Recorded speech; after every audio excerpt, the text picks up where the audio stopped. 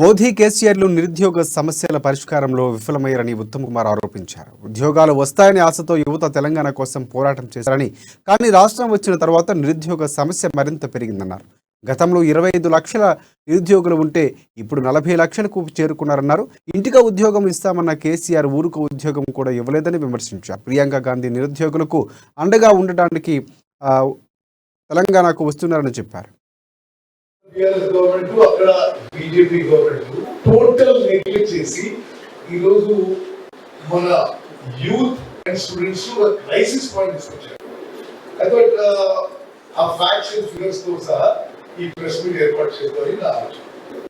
తెలంగాణ రాష్ట్రం ఏర్పడ్డది మూల కారణం, మెయిన్ రీజన్ నిరుద్యోగ యువతలో, విద్యార్థుల్లో state private colleges management association president వారు కూడా ఈ will say to what extent the Telangana government is neglecting the students.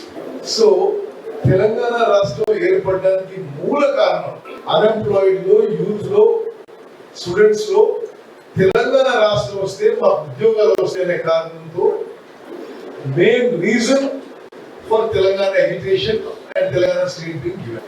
ఈ 9 ఏళ్లలో అన్ఎంప్లాయ్మెంట్ ప్రాబ్లం తగ్గకపోగా